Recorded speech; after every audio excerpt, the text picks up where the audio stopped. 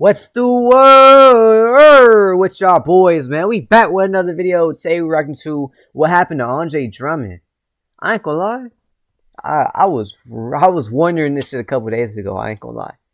Like, whenever I was playing 2K, I was thinking about like all the NBA old moments. Or not old, but like past moments. Feel me? I was thinking like Andre Drummond, like this motherfucker was really him in Detroit. Motherfucker was getting rebounds for real, but I don't know what happened to him. I ain't been following up with the story. Is he even still in the NBA?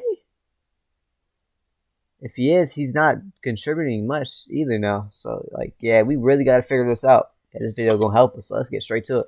In 2 years, Andre Drummond went from all-star to all-outcast. Literally, nobody wanted a 27-year-old two-time all-star in his physical prime, not even injured. So what's the problem? Well, years later, he tried to pass that lesson on to a group of kids he was coaching. Fellas, I was that guy. I was a $100 million guy. I was pouting. I was upset when I wasn't playing. And I had a bad attitude. I went from $100 million to a league minimum. It's a personal story I'm sharing with you guys right now. It is so rare for an NBA player to talk like that. Normally, dudes just like shut out the world or quit. At least he's trying to help the youth. You feel me? Like he's telling them his story. He's telling them his mistakes so they don't make the same shit. I like that a lot. Basketball if things go south. But Drummond is now a permanent bench player cheering on the player they used to hate and loving it. What changed? Well, it all happened one night in a locker room before a game. Drummond was so scared that he had to tell his coach to bench him that night, and what happened next changed his life forever. But Drummond is actually pretty used to teams not wanting him. He was so uncoordinated as a kid that a rival coach said he had trouble chewing gum and walking at the same time. They had a youth league draft in his town. Dude was picked dead last despite being taller than everyone, but he kept training and finally broke out at age 14. Drummond had a quadruple-double in middle school. 27 points, 16 boards, 14 blocks, and 10 steals. Beast! But something threatened his basketball future. Andre told his single mom that he loved football, and she reluctantly let him play. But he was terrible. He's just not a natural, but he was naturally tall, 6'10" entering high school. So local college UConn came to recruit, and their legendary coach Jim Calhoun was like, how can I even tell if this kid is good? Because the score was 74-18. Andre had like 17 block shots, maybe 10 or 11 dunks. It was a joke. He was so much bigger, stronger, and faster than all the other kids that it was a joke. So Andre transferred to St. Thomas More Prep School for a better competition, and he dominated. But there were questions about his attitude. A Fox Sports scout said there was an issue with Andre not always playing hard. Some of it, in my opinion, was boredom. He just didn't engage if the competition sucked. It's like the opposite of Kobe Bryant, who just wanted to kill the opponent. But Drummond was like, you know, I'm bored. I'm going to go take a nap. But still, he was ranked the #1 or #2 high school recruit in the country, which means every college is recruiting him like a million scholarship offers. No!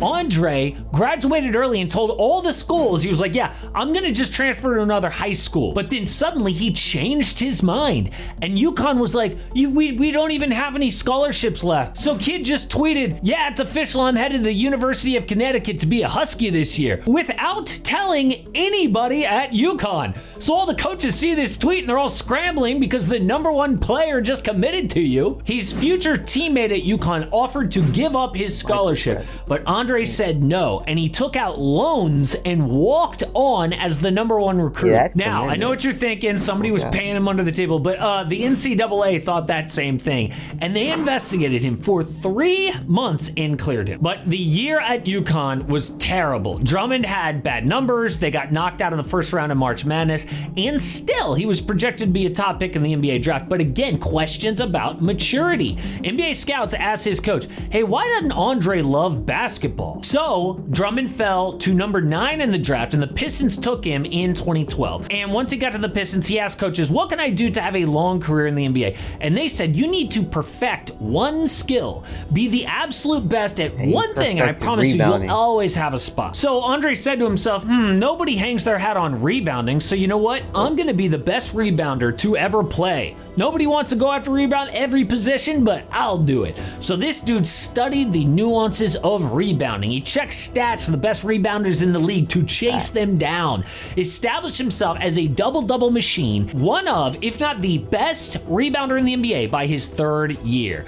But some fans started to turn on him. Yes, he was an all-star in 2016 at 22 years old, but Drummond's attitude was weird. Take this game in late 2016. The Pistons were about to clinch the playoffs for the first time since 2009. Coach Stan Van Gundy benched Andre for free throw issues, but watch him here. Okay, the rest of the team is cheering on their teammates. Drummond just sulking by himself on the bench. The greatest moment for your franchise in years, and all you can think about is yourself? But hey, a 23-year-old all-star, Pistons made him the highest paid player in team history. 5 years, $127 million max contract. And dude put up big numbers, played defense, but the Pistons sucked.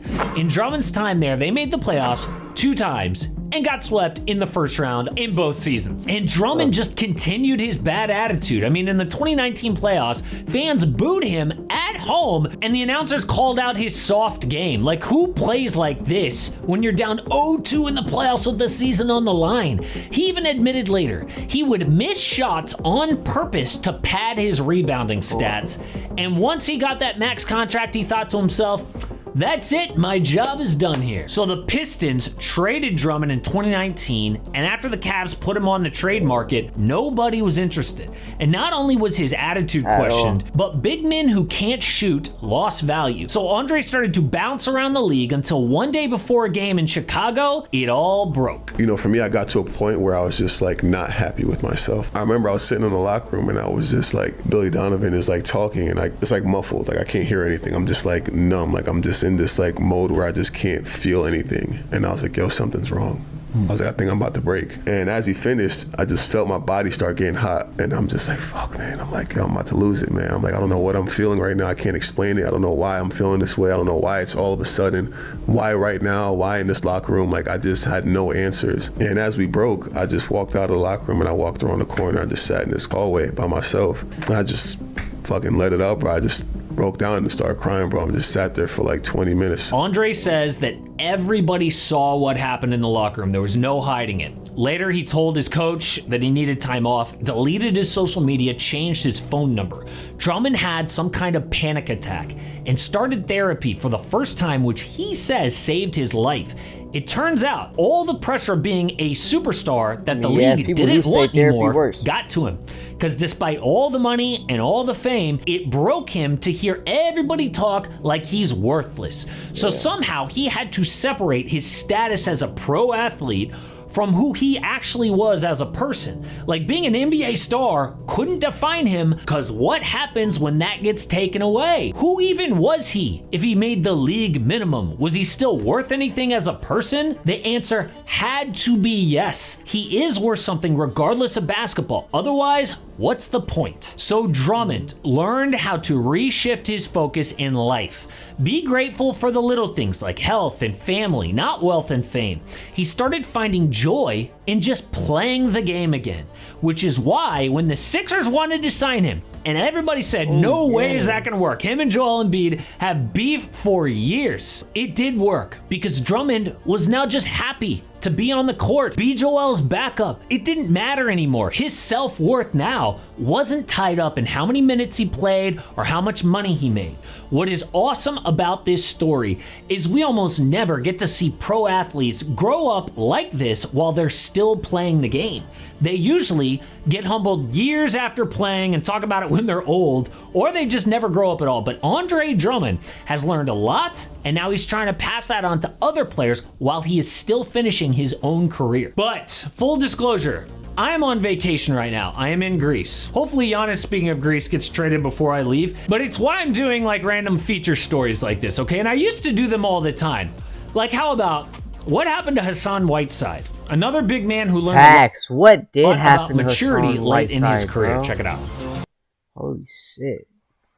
It's like, what actually did happen to him? But hey, know what I'm saying? If you made it through the video, appreciate you a lot. I ain't gonna lie.